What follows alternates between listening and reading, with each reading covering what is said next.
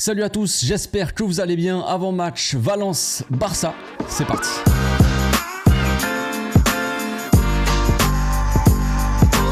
Au passage, n'hésite pas à nous rejoindre si c'est pas encore fait et à partager la chaîne autour de toi, ça fera plaisir à tonton. Match important ce week-end pour le Barça qui a tout intérêt à se relever. Avant que ça soit trop tard peut-être. La distance commence à se faire entre le premier Girone, qui nous a battu donc à la maison le week-end dernier. Désolé de rappeler les mauvaises choses, mais c'est comme ça. Donc il va falloir relever un petit peu la tête et ça passe par une victoire déjà à Valence dans un stade qui est pas facile non plus.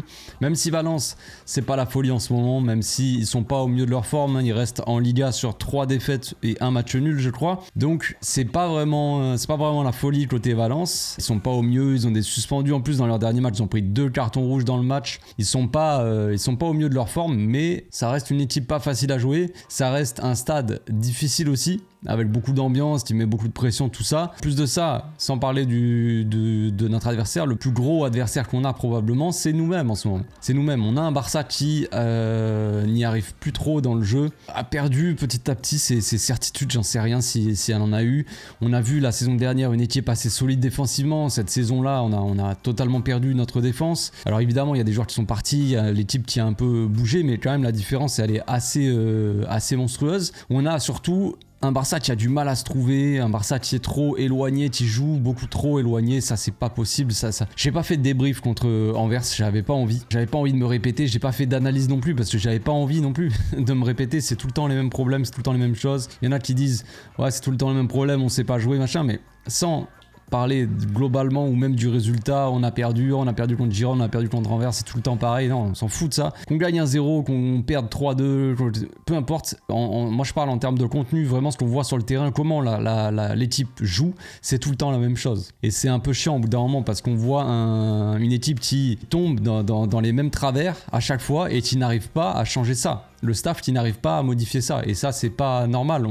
Le staff devrait voir normalement ces problèmes et devrait normalement trouver des solutions, dire aux joueurs il faut plus jouer comme ça, tu vois, comme on a vu contre l'Atlético Madrid en fait. Avant, contre Porto, contre des équipes comme ça, on avait une équipe qui avait du mal à se trouver parce qu'ils les joueurs jouaient trop loin, les attaquants étaient trop hauts, les défenseurs trop bas, le milieu trop écarté, on n'arrivait pas à se trouver. Il faut trouver des liens, des connexions, retrouver une connexion entre les joueurs pour avoir une domination totale déjà, et dans le jeu déjà, dominer vraiment, avoir le pied sur le ballon, se faciliter les choses déjà comme ça, avoir un bloc vraiment équipe, construire en bloc, comme ça on arrive après, si on perd le ballon, on est bien placé pour faire un contre-pressing, des trucs basiques qu'on a déjà fait la saison dernière, qu'on a déjà fait cette saison aussi, par intermittence, mais on l'a déjà fait, on sait le faire. Et c'est ce qu'on a montré contre l'Atlético Madrid, où on avait un bloc, une équipe qui jouait plus proche, qui arrivait mieux à se trouver, tout ça, et on l'a perdu direct après. Il faut vraiment que le staff se vide la tête et revoie leur manière de faire, leur façon de penser, leur façon d'approcher les matchs, ou j'en sais rien, mais il va falloir changer des choses, ça c'est certain. Pour les joueurs aussi, la mentalité, c'est pas possible de voir des joueurs comme ça qui n'ont aucune envie sur le terrain, qui n'ont pas envie de défendre, qui ne pressent pas, qui ne font rien, ce n'est pas normal, ce n'est clairement pas normal. Donc moi j'ai envie de changement dans le 11 déjà, on va parler du 11 après, voilà, j'ai envie d'un changement aussi de mentalité pour les joueurs, j'ai envie de changement de façon d'approcher les matchs, peut-être pas forcément tactique, c'est pas forcément moi le système qui me dérange, parce qu'en soi le système on s'en fout complètement, qu'on joue en 4-3-3, en 3-4-3, en ce que tu veux. Le problème c'est vraiment les joueurs qui n'arrivent pas à se trouver dans le cœur du jeu, donc peu importe le système, tu peux jouer même en 4-4-2, du moment que les joueurs arrivent vraiment à se trouver et arrivent à proposer un football un peu plus plaisant, une domination dans le jeu, déjà ça sera mieux, tu vois. Donc là le système moi ne m'importe pas vraiment, tu vois. Donc ça parle avant le match de changement aussi, de Félix qui va probablement sortir du 11, que Ferran Torres il toque un petit peu à la porte, il montre en tout cas peut-être une meilleure attitude. Ce que veut voir Xavi en fait, tout simplement, un joueur qui fait des appels, qui est intelligent dans le jeu, mais surtout qui presse. Surtout un joueur, si on perd la balle, il va aller presser, il va se donner pour récupérer la balle, tu vois, il va pas faire juste semblant, faire 2-3 pas, et il veut un joueur qui se batte un peu sur le terrain. Il a perdu Xavi, le joueur dont il avait peut-être le plus besoin, on va dire, par rapport à son système, par rapport à comment il voit le football, j'en sais rien, mais je pense que Gavi est un des joueurs les plus importants pour Xavi parce que c'est le joueur qui va tout donner à chaque fois, j'en ai déjà parlé. Et il a perdu ce joueur-là. Tu n'as plus de joueur comme Gavi qui va donner sa vie, qui va presser aussi fort que ça. Il y a Rafinha, mais Rafinha, son comportement actuellement, pour moi, il n'est pas adapté. Et en plus de ça, en termes de football, c'est une catastrophe. C'est très compliqué en ce moment. On n'a pas grand-chose qui va, quoi. C'est ça le problème. La seule chose qui va, on va dire, c'est les retours de Pedri et de Frenkie qui ont fait du bien. Avec un milieu Gundogan, Frenkie, Pedri, ça il faut s'appuyer là-dessus. Mais on a l'impression que ce milieu-là qui arrive à se connecter, quand il arrive à se connecter, pas contre Giron ou quoi, Anvers, bon, il y avait l'équipe B, quand le milieu arrive à se connecter comme ça, on a l'impression que le milieu est très connecté, arrive bien à se trouver et qu'on a deux équipes différentes. En fait, on a tout un groupe et dans ce groupe-là, on a les trois milieux qui se trouvent. Les yeux fermés, qui arrivent à bien jouer, à combiner. Mais après, les autres, ils savent pas s'adapter. Le problème, c'est est-ce que le milieu doit s'adapter à ses attaquants ou à toute l'équipe, ou est-ce que toute l'équipe doit s'adapter à ses milieux? On sait très bien qu'au Barça, ou en tout cas dans le football, généralement, c'est le milieu qui fait que tu domines un match. Tout se passe au milieu. Donc là, notre milieu, il a une certaine force parce que c'est, en termes de qualité, un des meilleurs milieux d'Europe. Même si on n'a pas de milieu défensif pur et que quand on doit aller gratter des ballons, récupérer la balle, tout ça, défendre, c'est compliqué. Mais avec ballon, on a un des meilleurs milieux d'Europe. Et il faut pouvoir vraiment s'appuyer là-dessus, que ça soit notre force. Mais il faut pour ça que les attaquants s'adaptent à notre milieu. On doit faire comme ça parce qu'on ne peut pas s'adapter à notre attaque. À l'époque, on peut parler d'une certaine époque où on avait la MSN par exemple. On avait les attaquants, tu peux les envoyer, ils font ce qu'ils veulent. Le milieu derrière, il s'adapte un petit peu, mais on s'adapte en fonction des attaquants. Là, c'est l'inverse, tu vois. En attaque, on n'a personne de haut niveau. Et en défense, bon, cette saison, c'est très compliqué la défense, mais c'est surtout une structure défensive de l'équipe en général. Mais on a surtout un gros milieu. Et il faut pouvoir baser tout notre jeu, en fait, notre animation, que ça tourne autour de ce milieu-là pour en faire notre force, tu vois, vraiment dominer les matchs. Bref, beaucoup de médias espagnols qui ont dit aussi ce week-end, c'est une finale pour Xavi, c'est comme une finale. Alors, peut-être que c'est comme une finale, parce que si on perd ce match-là, on sera trop distancé au championnat, ça peut être très dangereux aussi, on peut même se faire rattraper par ceux qui arrivent derrière, l'Athletic Bilbao, la Real Sociedad, on peut se retrouver 5e, 6e, on peut se retrouver, ça peut être quand même une très grosse catastrophe. On est à égalité de points avec l'Atlético Madrid qui a un match en moins, voilà, c'est pas idéal ce qui est en train de se passer, donc forcément si on perd encore 3 points contre Valence, ça peut faire très mal. Avant la trêve, il reste 2 matchs, Valence et Almeria je crois, donc si on perd là contre Valence, il nous reste Almeria, mais on peut finir l'année de façon assez médiocre. Peut-être ridicule aussi, je ne sais pas. Mais ça peut être très dangereux pour la suite de la saison. Mentalement, pour les joueurs, ça peut sombrer. Il faut relever la tête avant que ça soit trop tard aussi. Pour le staff, pour l'équipe, pour tout le monde. Donc pour moi, c'est pas vraiment une finale dans le sens par rapport à Xavi. Il y en a beaucoup qui disent si on perd, Xavi va être viré, mais Xavi ne sera pas viré avant la fin de la saison, sauf vraiment grosse catastrophe, j'ai déjà dit. On parle de Koeman, tout ça, mais Koeman, il avait été viré, il était 9e de Liga, éliminé de Ligue des Champions. Donc là, c'est pas le cas. Depuis le départ de Koeman, Xavi, on est enfin revenu en 8e de finale depuis le départ de Messi. Parce que le départ de Koeman, on s'en fout, mais le départ de Messi, depuis son départ, on n'était pas revenu en 8e, on n'était pas sorti des poules de Ligue des Champions quand même. Et là, on est enfin sorti des poules, on va en 8e de finale. On est 4e, c'est la Liga, ça se passe pas du tout bien, on est d'accord, dans le jeu, ça se passe pas très bien non plus, mais tu vois, c'est pas autant la catastrophe que quand Koeman il s'est fait virer. Donc, mis à part une grosse catastrophe comme ça, où vraiment l'équipe elle sombre et on voit qu'on peut plus, on n'arrive plus du tout à remonter la pente, là je pense que Xavi sera viré, ou Xavi partira même de lui-même peut-être, mais pour l'instant c'est pas le cas. Je pense que Xavi va rester jusqu'à la fin de la saison, même s'il perd là contre Valence week-end, donc ne vous inquiétez pas les amis. On en rigole un petit peu, oui, des fois je rigole là-dessus, mais je perds des abonnés là-dessus. Des fois je dis des trucs comme ça, je dis un peu des conneries, je rigole et je perds 2-3 abonnés juste sur une phrase, c'est fou. Bref, on va parler un petit peu de la composition d'équipe quand même. Voici donc mon 11, alors je ne pense pas, c'est comme c'est marqué juste là, c'est mon 11, donc forcément je pense que ça ne se passera pas comme ça. Bon bref, ça parle de, donc comme on l'a dit tout à l'heure, Ferran Torres qui remplacerait Félix et Lamine qui remplacerait Rafinha. Pour le coup je suis plutôt d'accord avec mon petit Lamine qui a fait un très bon match contre Anvers, franchement, dans l'attitude on a vu un Lamine récupérateur qui pressait beaucoup, qui a gratté pas mal de ballons, et ça je trouve ça intéressant parce que c'est pas ce qu'on voyait fait récemment avec Lamine. Donc je tenais aussi à le souligner. Ferran Torres, pour moi, il mérite pourquoi pas de jouer contre Valence, son ancien club. Il va être motivé, il va se faire siffler tout ça. Mais pour moi, il doit pas forcément jouer à la place de Félix, qui de toute façon pour moi ne doit pas être sur le terrain, mais à la place de Lewandowski. Alors le problème, c'est que Lewandowski, vous allez me dire, oui, mais Ferran Torres, est-ce qu'il va être mieux que Lewandowski? Mais est-ce qu'il peut faire pire? C'est ça vraiment la question. Est-ce qu'on peut faire pire que ce que fait Lewandowski en ce moment? Je ne pense pas. Même moi, je serais meilleur que Lewandowski, donc c'est pas vraiment un souci. Que vous voyez là, forcément, vous allez dire, mais pourquoi tu mets Gundogan en ailier? Mais forcément, ça ce n'est pas ce qui se passera. Ça c'est sur le papier, on va dire, mais je vais vous montrer l'animation. Pour moi, Gundogan ne jouera pas en tant qu'ailier. Il jouera à la place de Félix en tant que faux ailier dans le demi-espace gauche. C'est ce qu'on a vu d'ailleurs.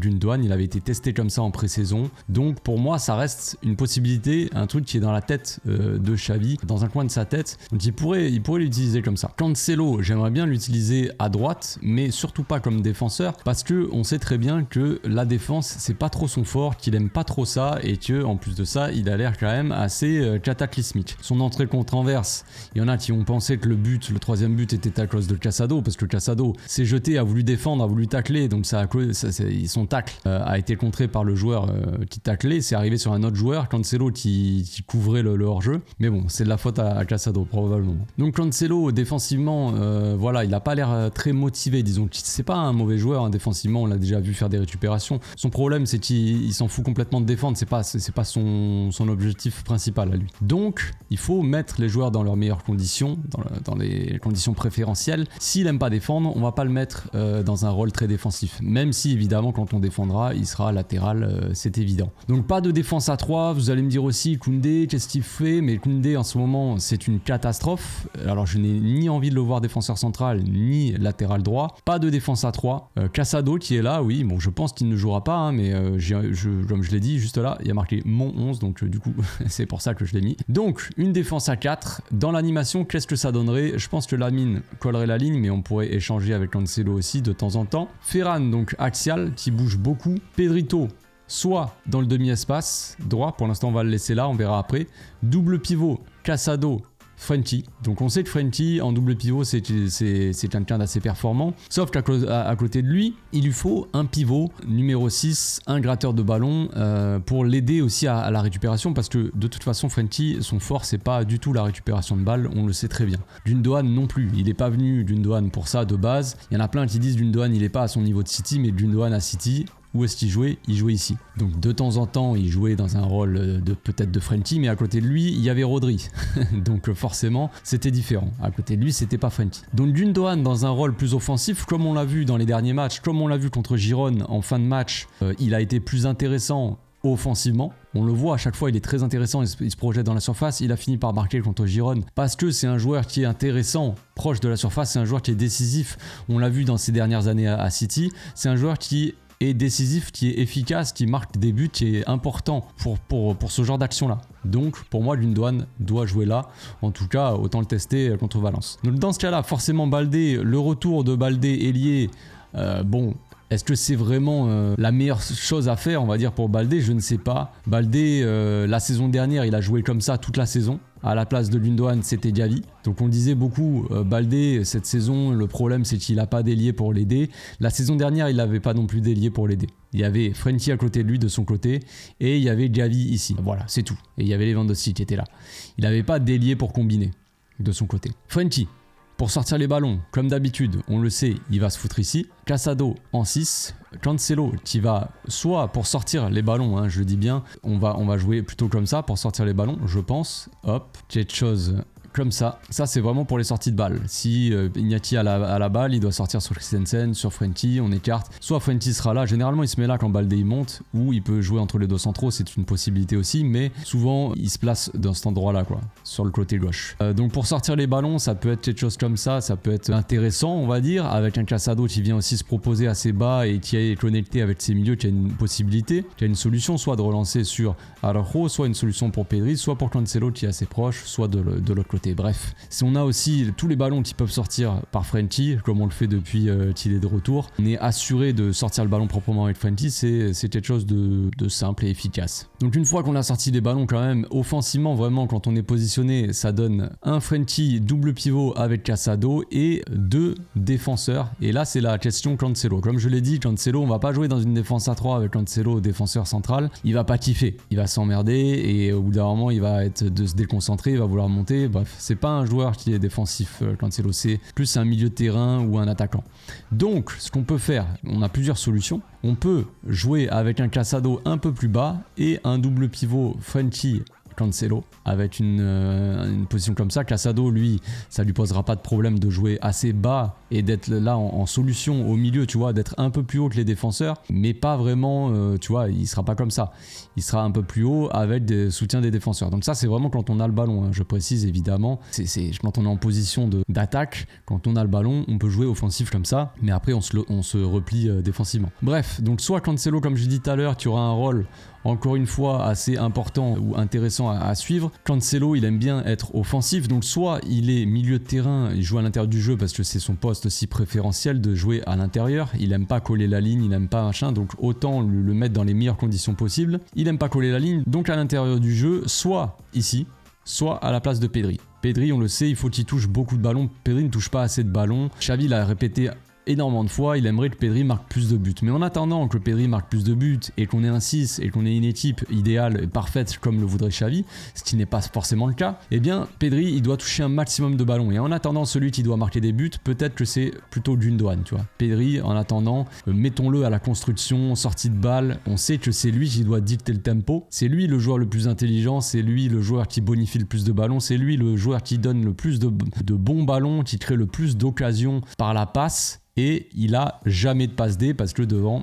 ça fait caca dans sa culotte à chaque fois. Mais ça c'est un détail. Donc Pedri est le joueur le plus intelligent de l'équipe et c'est lui qui doit toucher le plus de ballons possible. Et pour ça, faut pas qu'il soit en attaque à chaque fois, qu'il soit trop haut, qu'il fasse des appels dans la surface. Faut qu'il touche un maximum de ballons. On verra plus tard dans sa carrière pour qu'il marque des buts. On s'en fout complètement pour le moment. Moi, j'ai envie que ça soit l'architecte de l'équipe, comme Xavi à son époque. Donc, il doit toucher le ballon, il doit dicter le tempo, tout simplement. Et à ce moment-là, Cancelo jouerait dans ce rôle-là. Et on sait que Cancelo et Lamine Yamal, il y a une certaine proximité entre les deux. Même on le voit en dehors des terrains. On voit Cancelo qui a pris un peu Lamine sous son aile. Il prend souvent des photos avec lui, il rigole souvent avec lui, il lui parle et tout ça. Donc ils ont une relation sur le terrain aussi qui est assez intéressante. Donc on sait qu'ils peuvent aussi échanger les rôles. Lamine, on sait qu'il aime bien rentrer. Donc si Lamine y rentre, Cancelo peut prendre le couloir, tu vois. Ils peuvent échanger leur rôle comme ça et Cancelo il peut déborder, faire un centre. On connaît la qualité de centre de Cancelo, elle est plutôt pas mal. Bon, même si le problème c'est qu'il n'y a pas grand monde pour mettre des têtes. Bon, c'est comme ça. Mais c'est une possibilité, donc Cancelo qui peut jouer en intérieur. J'aime bien Cancelo qui joue dans tout ce couloir-là, dans ce demi-espace. Donc soit, comme je l'ai dit, il joue plus haut, il peut échanger son poste avec Pedri. Si Pedri monte, Cancelo reste plus bas et inversement. Voilà, c'est tout pour la compo, c'est tout pour la vidéo. Je ne sais pas ce que vous pensez de ma compo, si ça vous plaît, si vous verriez plus quelqu'un d'autre. Je ne sais pas, Lewandowski titulaire, peut-être Mardiou, qui mérite aussi, qui a marqué contre Anvers autant de buts que Lewandowski. Il lui a fallu 33 minutes pour marquer un but en Ligue des Champions. Lewandowski, il lui a fallu plus de 500 minutes, je crois, pour marquer aussi un but en Ligue des Champions. Donc voilà. Est-ce que Mardiou est plus apte à porter l'attaque du Barça? C'est la grande question aussi. Donc on se retrouve demain, les amis, pour le live d'avant-match. Je serai 1 heure avant le match en live sur YouTube. On parlera, on discutera, on parlera de la compo. Je répondrai à un maximum de questions comme d'habitude. Et tout ça, en plus de ça, dans la bonne humeur. Et oui, c'est le principal, la bonne humeur, avec le sourire. À demain, bonne journée. Ciao.